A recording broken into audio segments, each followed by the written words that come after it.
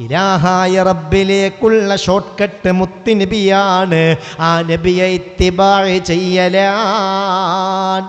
ഏതിൽ ചോദിക്കണ്ട, ഏതിലും. ഫിഹാലിഹി വഫആലിഹി വമഖാലിഹി ഫാതത് ബിഅന്നാ തബിഅല്ലാ തഅദിലാ. ഹബീബിൻ്റെ വാക്കിൽ, ഹബീബിൻ്റെ പ്രവൃത്തിയിൽ, ഹബീബുമായി ബന്ധപ്പെട്ട എല്ലാ കാര്യങ്ങളിലും ഹബീബിനെ ഇത്തിബാഅ് ചെയ്താൽ അത് ഇബാദത്തായി. പഠിച്ചോനെ തൗഫീക്ക് തരണേ അല്ലാ, അള്ളാഹുവെ തൗഫീക്ക് തരണേ അല്ലാ. അങ്ങനെ ആവുമ്പോൾ നമ്മൾ ഈ ഡ്രസ്സ് ധരിക്കുന്നത് എന്താക്കി മാറ്റാം? ഇബാദത്താക്കി മാറ്റാം. എങ്ങനെ? എൻ്റെ നബി ഒരു വസ്ത്രം ധരിക്കുകയാണെങ്കിൽ, കമ്മീസ് ധരിക്കുകയാണെങ്കിൽ ആദ്യം ധരിക്കുന്നത് ഏത് കൈയായിരിക്കും? വലത് കൈ. അതുകൊണ്ട് ഞാനും അങ്ങനെ ചെയ്യുന്നു. ആ നിയ്യത്തിൽ ചെയ്താൽ അതെന്തായി? ഇബാദത്തായി.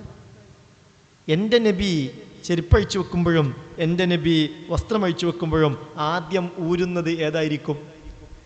ഇടത് കൈ. കൂലിയായി. അതിനൊക്കെ കൂലിയുണ്ട്. നമ്മളോട് കൽപ്പിക്കപ്പെട്ടത് ജീവിതം ഇബാദത്താക്കി മാറ്റാനാ. അള്ളാഹു തൗഫീഖ് തരട്ടെ. അതാ ഞാൻ പറഞ്ഞ കഴിഞ്ഞ ക്ലാസ്സിൽ, നമ്മൾ കൂർക്കം വലിച്ച് ഉറങ്ങുന്നത് പോലും നമുക്ക് എന്താക്കി മാറ്റാൻ കഴിയും? ഇബാദത്താക്കി മാറ്റാൻ കഴിയും.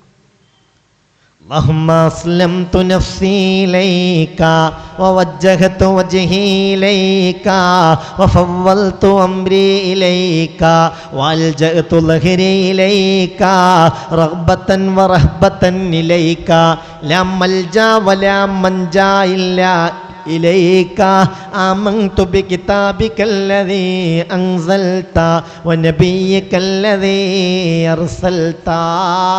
ഇതങ്ങ് ചൊല്ലിയാണ് ഒരാളുടെ ഉറക്കമെങ്കിൽ അയാളുടെ ശ്വാസോച്ഛ്വാസം മുഴുവനും ഇബാദത്തായി മാറുന്നതാണ്. തൗഫീഖ് നൽകണമേ അല്ലാ. ഞാൻ മുമ്പ് ദിക്ർ ഇവിടെ അല്ലേ മറ്റോ ക്ലാസ്സിലോ പറഞ്ഞിട്ടുണ്ട്. വലതുഭാഗത്തേക്ക് കിടന്നതിന് ശേഷം ആ വലത് കൈ കവിളിൽ വെച്ചിട്ട് മുസ്തഫായ റസൂലുള്ളാഹി സ്വല്ലല്ലാഹി അലൈഹി വസല്ലം തങ്ങൾ എല്ലാ രാത്രിയിലും ചൊല്ലിയ ദിക്റാണ് ഞങ്ങളെ കേൾപ്പിച്ചത്. ആ ദിക്ർ ആർക്കും ചൊല്ലാം. ശുദ്ധിയില്ലാത്ത സമയത്ത്, ദേഹശുദ്ധിയില്ലാത്ത സമയത്ത് പെണ്ണിന് ചൊല്ലിക്കൂടെ? അത് ഖുർആനിലെ ആയത്താണോ? ഖുർആനിലെ ആയത്താണെങ്കിൽ ആയത്ത് എന്നുള്ള നിലക്ക് ഓതാൻ പാടില്ല. ഇത് ആയത്തല്ല, ഇതൊരു ദിക്റാണ്, ഇതൊരു പ്രാർത്ഥനയാണ്, ഇത് അല്ലാഹുവിലേക്കുള്ളൊരു സമർപ്പണമാണ്. അത് ചെയ്യലോടുകൂടെ എന്താ ഗുണം എന്ന് ചോദിച്ചാൽ, ആ ഉറക്കിലെ കൂർക്കം വലി തസ്ബീഹിൻ്റെ ലിസ്റ്റിൽ പെടുക. യാ അല്ലാ, അല്ലാ തൗഫീഖ് നൽകണേ റബ്ബേ. അമീൻ പറഞ്ഞേക്ക്. അല്ലാഹു തൗഫീഖ് നൽകട്ടെ.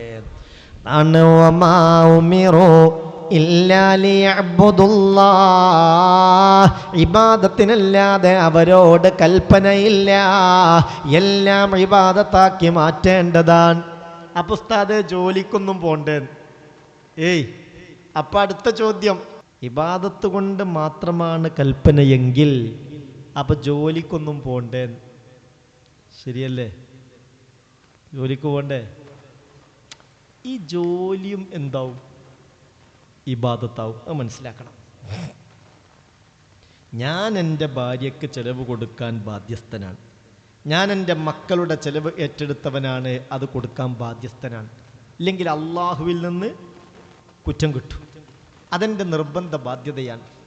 എൻ്റെ മക്കൾ, എൻ്റെ ഭാര്യ, മാതാപിതാക്കൾ, വയോവൃദ്ധരായവർക്ക് സ്വന്തമായി സമ്പാദ്യമില്ലാത്ത അവസ്ഥയിൽ അവരെയൊക്കെ നോക്കേണ്ടത് എൻ്റെ ബാധ്യതയാണ്. അവർക്ക് ഭക്ഷണം നൽകേണ്ടത് എൻ്റെ നിർബന്ധ ബാധ്യതയാണ്. ആ ബാധ്യത പൂർത്തീകരിക്കാൻ ഒരാൾ തോട്ടത്തിലേക്ക് ഇറങ്ങിയാൽ, ഒരാൾ ഒരു വാഹനത്തിൽ ജോലി ചെയ്താൽ, ഒരാൾ ഒരു കച്ചവടം ആരംഭിച്ചാൽ, ഒരാൾ ഒരു അധ്യാപന വൃത്തിയിൽ ഏർപ്പെട്ട് കഴിഞ്ഞാൽ അതൊക്കെയും ഇബാദത്താണ്. ഖാല റസൂലുള്ളാഹി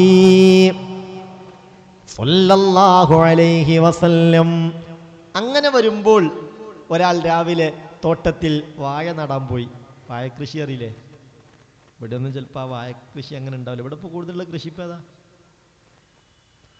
നമ്മളെ നാട്ടിലൊക്കെ ഉള്ള കൂടുതൽ കൃഷി എന്താ? തെങ്ങന്നെ ഇല്ലേ? ചില വയലുകളിലൊക്കെ വാഴകളൊക്കെ കാണാലോ, ചിലയിടത്ത് അപൂർവമായിട്ട് നെല്ലൊക്കെ കാണാലോ. പച്ചക്കറികളൊക്കെ ഉണ്ടാക്കുന്നവരുണ്ടല്ലോ.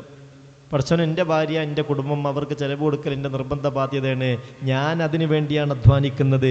ഈ നിയ്യത്തോടുകൂടെ ഒരാൾ രാവിലെ വീട്ടിൽ നിന്നിട്ട് ഇറങ്ങി 12 മണി വരെ 12:30 വരെ അധ്വാനിച്ചു. പിന്നെ തിരിച്ചു കയറി ഉള്ളതൊക്കെ എടുത്ത് നിസ്കാരമൊക്കെ കഴിഞ്ഞ് ഭക്ഷണം കഴിച്ച് 2-2:30 പിന്നെ ഇറങ്ങി അസ്ർ വരെ അധ്വാനിച്ചു. നിങ്ങൾ പറ, ഈ നിയ്യത്തിലാണെങ്കിൽ ഈ അധ്വാനം മുഴുവനും എന്തിൽപ്പെടും?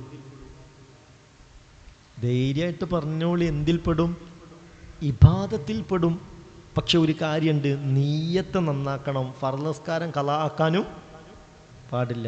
ആ രണ്ടാമത് പറഞ്ഞ നിങ്ങളൊന്നുകൂടി ശ്രദ്ധിച്ചില്ലേ? ഫർള് നിസ്കാരം ഖളാ ആയി കഴിഞ്ഞാൽ പിന്നെ അവൻ്റെ ഒരു സംഗതി ഇബാദത്താവില്ല, പിന്നെ ഹറാമായിട്ടാ മാറുക. അല്ല കാക്കട്ടെ. ഒരൊറ്റ സുജൂദ് ഒഴിവാക്കിയതിൻ്റെ പേരിലാണ് അള്ളാഹു ആട്ടിപ്പായിച്ചത് സ്വർഗത്തിൽ നിന്ന്. ആരെ? ഇബ്ലീസിന്. നമ്മളോടൊരു ദിവസത്തിൽ നിർബന്ധമായും ചെയ്യാൻ പറഞ്ഞ സുജൂദിൻ്റെ എണ്ണം എത്ര? അതിനിപ്പിന്നെ കാൽക്കുലേറ്റർ എടുക്കണമല്ലോ. ഭയങ്കര ചോദ്യമല്ലേ. അടുത്ത ആഴ്ച നീറ്റ് എക്സാം ഉണ്ട് ഉസ്താദെ, 4-ാം തീയതി. എൻ്റെ കുട്ടിയുണ്ട്, പേരക്കുട്ടിയുണ്ട് എന്ന് പറഞ്ഞ് ഇന്നലെ നമ്മളെ ഹജ്ജ് ക്ലാസ് ഉണ്ടായിരുന്നു വിളയിൽ പറപ്പൂർ എത്തീങ്കാനയിൽ. 1000കണക്കിന് ഹാജിമാർ മുഅ്മിനീങ്ങൾ അവിടെ പങ്കെടുത്തിട്ടുണ്ട്. അവിടുന്ന് പലരും ദുആ ചെയ്യാൻ ഏൽപ്പിച്ചൊരു കാര്യമായിരുന്നു, നീറ്റ് എക്സാം ഉണ്ട്, പ്രത്യേകം ദുആ ചെയ്യണം. ഇന്നും എന്നോട് വന്നിട്ട് ആ കാര്യം പറഞ്ഞവരുണ്ട്. അള്ളാഹു വിജയം കൊടുക്കട്ടെ, അള്ളാഹു വലിയ വിജയം പ്രദാനം ചെയ്യട്ടെ. അള്ളാഹു ഉമ്മത്തിന് ഉപകരിക്കുന്ന നിലക്ക്, മനുഷ്യർക്ക് ഉപകരിക്കുന്ന നിലക്ക് വലിയ ഒരു നിലയിൽ അവരെയൊക്കെ എത്തിക്കട്ടെ. അപ്പോൾ പരീക്ഷൻ്റെ കാര്യം പറഞ്ഞപ്പോൾ ഓർമ്മ വന്നതാ, ചോദ്യങ്ങളെ കാര്യം പറഞ്ഞപ്പോഴേ. ഒരു ദിവസത്തിൽ നിർബന്ധമായും നമ്മളെ സുജൂദ്, നമ്മൾ ചെയ്യേണ്ട സുജൂദിൻ്റെ എണ്ണം എത്രയെന്ന് വെച്ചപ്പോഴത്തേക്ക് നിങ്ങൾ ആ നോട്ടം കണ്ടപ്പോൾ എനിക്ക് ഓർമ്മ വന്നതാണ് പരീക്ഷൻ്റെ കാര്യം. എത്ര സുജൂദാണ് ദിവസം വേണ്ടത്? എന്താപ്പത് കഥ? നിങ്ങളിവിടെ സ്ഥലത്തില്ലേ? ഒരു ദിവസത്തിൽ നമ്മൾ നിർബന്ധമായും ചെയ്യേണ്ട സുജൂദിൻ്റെ എണ്ണം എത്ര? 17 റക്അത്ത് നിസ്കാരമല്ലേ? ഒരു റക്അത്തിൽ എത്ര സുജൂദാ? 2 സുജൂദ്. 17 × 2 ഇല്ലേ? 34 അതിൽ സംശയമുണ്ടോ? അതിന് വേറെ കുട്ടിയാക്കണോ? 34 സുജൂദ്. ഒരൊറ്റ സുജൂദ് ഒഴിവാക്കിയതിൻ്റെ പേരിൽ ഇബ്ലീസിന് സ്വർഗം പോലും നിഷേധിച്ച് അള്ളാഹു ആട്ടിവിട്ടിട്ടുണ്ടെങ്കിൽ എൻ്റെ മുഅ്മിനെ 34 സുജൂദ് ദിവസം ഒഴിവാക്കുന്നവരെ അള്ളാഹു ഏത് നിലക്ക് ആട്ടിവിടേണ്ടി വരും? അള്ളാഹു കാക്കട്ടെ. അപ്പം നിസ്കാരം സമയത്ത് നിർവഹിച്ചിരിക്കണം. എന്നിട്ടവൻ തോട്ടം കൊത്താൻ പോയി, എന്നിട്ടവൻ ടാക്സി വാഹനത്തിൽ ഡ്രൈവറായി ജോലിക്ക് പോയി, എന്നിട്ടവൻ വിദേശത്തേക്ക് പോകുന്നു, വിദേശത്ത് ജോലിയിലാണ്, അവൻ്റെ ലക്ഷ്യം മൊത്തം കുടുംബത്തെ നോക്കണം എന്നുള്ളതാണ്, ആവുന്ന ജീവകാരുണ്യ പ്രവർത്തനം ചെയ്യണം എന്നുള്ളതാണ്. നിസ്കാരം ഖളാ ആക്കാതെ പണി ചെയ്യുന്നുവെങ്കിൽ അതൊക്കെയും എന്തിൽപ്പെടും? ഇബാദത്തിൽപ്പെടും. അപ്പം അതിൽ ആശങ്ക വേണ്ട. ഹബീബായ നബിയും സഹാബത്തുൽ കിറാമും ഒരു ദിവസം മദീന പള്ളിയുടെ മുന്നിലിരിക്കുകയാണ്. ഹബീബായ നബി തങ്ങൾ സഹാബികളോടൊരു കാര്യം പറയുന്നുണ്ട്. നാളെ നമുക്കൊരു പ്രതിരോധ യുദ്ധത്തിന് പോകാനുണ്ട്. നിങ്ങൾ ഓരോരുത്തരും ഇന്ന് അതിനുള്ള ഒരുക്കങ്ങൾ നടത്തേണ്ടതാണ്. പോകാനുള്ളത് ഇന്നാലിന്ന പ്രദേശത്തേക്കാണ്. അവിടെ മുഅ്മിനായി ജീവിക്കാൻ ആ നാട്ടുകാരെ മുഅ്മിനീങ്ങളെ അനുവദിക്കുന്നില്ല. പലതരത്തിലുള്ള പീഡനങ്ങളാണ്, താടനങ്ങളാണ്, മർദ്ദനങ്ങളാണ് മുഅ്മിനീങ്ങൾ അവിടെ ഏറ്റുകൊണ്ടിരിക്കുന്നത്. അതുകൊണ്ടേ നിങ്ങളൊന്ന് ഒരുങ്ങണം നാളെ പോകാൻ. ഇത് റസൂലുള്ളാഹി സ്വല്ലല്ലാഹി അലൈഹി വസല്ലം തങ്ങൾ ഇങ്ങനെ പറയുമ്പോഴാണ് فنظروا إلى شاب ذي جلد وقوة. സഹാബികൾ ഒരു ചെറുപ്പക്കാരനിലേക്ക് നോക്കി. ആ ചെറുപ്പക്കാരൻ പള്ളിയിൽ നിന്ന് നിസ്കാരം കഴിഞ്ഞ് പെട്ടെന്ന് വീട്ടിലേക്ക് പോയതാണ്. വീട്ടിൽ നിന്ന് തൻ്റെ പണിയായുധവുമായി ആ അൻസാരി സഹാബി തോട്ടത്തിലേക്ക് പോവുകയാണ്. ഈ കാഴ്ചയാണ് സഹാബികൾ കാണുന്നത്. അപ്പൊ കൂട്ടത്തിൽ ഒരാൾ അവിടുന്ന് എഴുന്നേറ്റ് നിന്നിട്ട് ആ സഹാബിയെ ചൂണ്ടിക്കാണിച്ചു പറഞ്ഞു, ഓയ് ഹഹാദ, ഏതാവൻ. അങ്ങനെ ഉണ്ടല്ലോ നമ്മളൊരു പറച്ചിലെടുക്ക്. നമുക്ക് തീരെ ഇഷ്ടപ്പെടാത്തൊരു സംഗതി ഒരാൾ ചെയ്യുന്ന കണ്ടാൽ, ചെയ്യാൻ പാടില്ലാത്തൊരു കാര്യങ്ങൾ ചെയ്യുന്നുണ്ടാൽ, ഏതായി ചങ്ങായി. ലൗകാന ശബാബുഹു വജലദുഹു ഫീ സബീലില്ലാഹ്. ഓൻ്റെ ആരോഗ്യവും ആ യുവത്തൊക്കെ അള്ളാൻ്റെ മാർഗത്തിൽ ചെലവഴിച്ചാൽ എത്ര നന്നായിരുന്നു. ഓൻ്റെ കൈക്കോട്ടും കൊട്ടയൊക്കെ ആയിട്ട് അത് പോകുന്നു തോട്ടത്തിലേക്ക്. ഇവിടെ അള്ളാൻ്റെ റസൂല് നാളെ ഒരു പ്രതിരോധ യുദ്ധത്തിന് ജിഹാദിന് പോകാൻ പ്രേരിപ്പിച്ചുകൊണ്ടിരിക്കുമ്പോഴാണ് അതിലേക്കൊന്നും ശ്രദ്ധിക്കാതെ ഉള്ള എന്താ പറയുക കൊട്ടയും കൈക്കോട്ടും കത്തിയായിട്ട് തോട്ടത്തിലേക്ക് പോകുന്നത്. കഷ്ടം തന്നെ കാര്യം എന്ന് പറഞ്ഞു സഹാബികളിൽ ഒരാൾ. ഇതാര് കേട്ടു? ഇത് കേട്ടു ഹബീബായ മുഹമ്മദ് മുസ്തഫ സല്ലല്ലാഹു അലൈഹി വസല്ലം. ഉടനെ ഹബീബായ നബി പറഞ്ഞു, അരുതേ അരുതേ, അത് പറയരുതേ. എന്താ നിങ്ങളീ പറഞ്ഞതാ അൻസാരി സഹാബിയെ കുറിച്ച്? എന്താ ഈ പറഞ്ഞത് അൻസാരി സഹാബിയെ കുറിച്ച്? അയാൾ തോട്ടത്തിലേക്ക് അധ്വാനിക്കാനാണ് പോണത്. ആ പോക്ക് അയാളുടെ ഭാര്യ, അയാളുടെ മക്കൾ, അയാൾ നിർബന്ധമായും ചെലവ് കൊടുക്കേണ്ടവർ, ആ ചെലവിൻ്റെ കാര്യത്തിന് വേണ്ടിയാണെങ്കിൽ ഇന്നഹു ഫീ സബീലില്ല, അയാളിപ്പോൾ ആരെ മാർഗത്തിൽ തന്നെ? അയാൾ ആരെ മാർഗത്തിലാണ്? ഇലാഹായ റബ്ബിന്റെ മാർഗത്തിലാണ്. ഖാല റസൂലുള്ളാഹി സ്വല്ലല്ലാഹു അലൈഹി വസല്ലം. അപ്പം അങ്ങനെ നോക്കുമ്പോൾ നമുക്ക് ജീവിതം മൊത്തം ഇബാദത്താക്കി മാറ്റാൻ ബുദ്ധിമുട്ടൊന്നും ഇല്ല. അല്ലാഹു തൗഫീഖ് തരട്ടെ.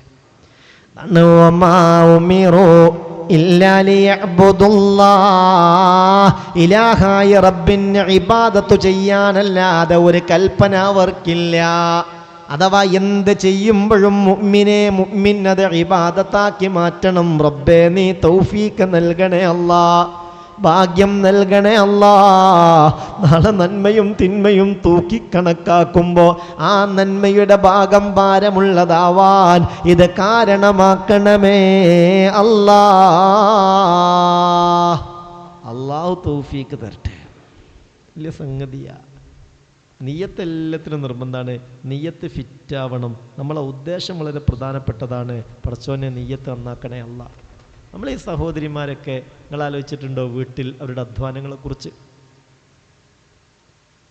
എടുത്തു പറയാൻ പറ്റിയ പണിയൊന്നും കാര്യമായിട്ടുണ്ടാവില്ല, എന്നാലോ അവർക്ക് ഒരു നേരിട്ട് മര്യാദയ്ക്കൊരു ഒഴിവ് ഉണ്ടാവില്ല. രാവിലെ 7 കുട്ടികൾ മദ്രസ പോകുമ്പോഴത്തേക്ക് ഫുഡ് ഉണ്ടാക്കണം. ആ മദ്രസ വിട്ട് നിന്ന് തിരിച്ചു വന്ന് സ്കൂളിലേക്ക് പോകണപ്പോഴത്തേക്ക് ഒരിക്കലും മാറ്റലും എന്തെല്ലാം കാര്യങ്ങൾ. അതിനിടയിൽ അടിച്ചു വരാണ്ട്, അതിനിടയിൽ തേച്ച് വരാനുണ്ട്, അതിൻ്റെ ഇടയിൽ ഭർത്താവിൻ്റെ വസ്ത്രം റെഡിയാക്കി കൊടുക്കണം, അതിൻ്റെ ഇടയിൽ ഭർത്താവിനെ യാത്ര ജോലിക്ക് പറഞ്ഞയക്കണം, അതിന് വേണ്ട കാര്യങ്ങൾ ചെയ്യണം. എല്ലാവരും ആശ്രയിക്കുന്നത് വീട്ടിലെ ആ കുടുംബനാഥയോടായിരിക്കും, ആ ഉമ്മയോടായിരിക്കും, അല്ലെ ഭാര്യയോടായിരിക്കും. എത്ര ത്യാഗമുണ്ട്. എല്ലാവർക്കും ഭക്ഷണം ഉണ്ടാക്കണം, അതിൻ്റെ ഇടയ്ക്ക് വീടിൻ്റെ കാര്യം, സ്വന്തം കാര്യം, ഭർത്താവിൻ്റെ കാര്യം, കുടുംബത്തിൻ്റെ കാര്യം, മക്കളുടെ കാര്യം എല്ലാം നോക്കണം. എന്തേ ഒന്ന് റെഡി ആയിട്ടില്ലെങ്കിൽ മറ്റുള്ളവർ വേഗം ചൂടാവുകയും. എന്തെങ്കിലും മിണ്ടാത്ത എന്തായിരുന്നു എനിക്കിവിടെ പണിയെന്ന് ചോദിക്കാൻ വലിയ ബുദ്ധിമുട്ടൊന്നും. എന്തായിരുന്നു എനിക്കിവിടെ പണി? എത്ര പെട്ടെന്നറിയാം. എല്ലാം ചെയ്തിട്ടുണ്ട്. ചെങ്ങായിൻ്റെ ഡ്രസ്സ് എടുത്ത് നോക്കുമ്പോൾ ചെങ്ങായി അത് തേച്ചിട്ടില്ല. അപ്പോഴത്തേക്ക് മുഖം കണ്ടിട്ട് വാടി ദേഷ്യം പിടിച്ചു. എന്താ ചോദ്യം? നിനക്കെന്തായിരുന്നു ഇവിടെ പണി? എന്തായിരുന്നു പണി എന്നൊക്കെ മനസ്സിലാവും വീട്ടിൽ നിന്ന് കുറച്ചായിട്ട് മാറ്റി നിർത്തുമ്പോൾ.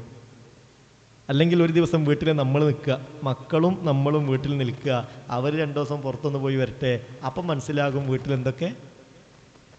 ഇത് ഞാൻ പറയണ പറ്റണില്ലേ? നിങ്ങളിത് സമ്മതിച്ചു കൊടുക്കെങ്കിലും ചെയ്യും. നമ്മൾ ചെയ്യണ്ട. പക്ഷെ ആ ചെയ്യുന്നത് ഇങ്ങനെയൊക്കെ ഉണ്ട്, ത്യാഗമുണ്ട്. എനിക്ക് മാത്രമല്ല പുറത്ത് പോയിട്ട് പണി, അതിനേക്കാൾ വലിയ പണി ഇവിടെ ഉണ്ടെന്നൊന്ന് സമ്മതിച്ചു കൊടുക്കുക. പക്ഷെ ഞാൻ പറയുന്നത് സഹോദരിമാരെ, അത് നിയ്യത്ത് നന്നാക്കിയാൽ വലിയ ഇബാദത്താണ്, ചെറിയ ഇബാദത്ത് അല്ല. വീട്ടിൽ ഒരു പെണ്ണ് ഭക്ഷണം പാകം ചെയ്യുന്നത് ചെറിയ ഇബാദത്തല്ല, വലിയ ഇബാദത്താണ്. വീട്ടിൽ ഭർത്താവിൻ്റെ വസ്ത്രം ഒരു പെണ്ണ് അലക്കി കൊടുക്കുന്നുവെങ്കിൽ സ്വർഗത്തിൻ്റെ കവാടങ്ങൾ അവൾക്കായി മലർക്കെ തുറക്കപ്പെടുമെന്ന് ഹബീബായ മുഹമ്മദ് മുസ്തഫ സല്ലല്ലാഹു അലൈഹി വസല്ലം. പടച്ചോനെ, അള്ളാഹു ആ പ്രതിഫലമൊക്കെ അവർക്ക് കൊടുക്കട്ടെ. അള്ളാഹു അതിൻ്റെ പുണ്യങ്ങളൊക്കെ അവർക്ക് കൊടുക്കട്ടെ. അള്ളാഹു ഖൈറും ബറക്കത്തും റാഹത്തും സന്തോഷവും സലാമത്തും ഒക്കെ നൽകി അനുഗ്രഹിക്കട്ടെ.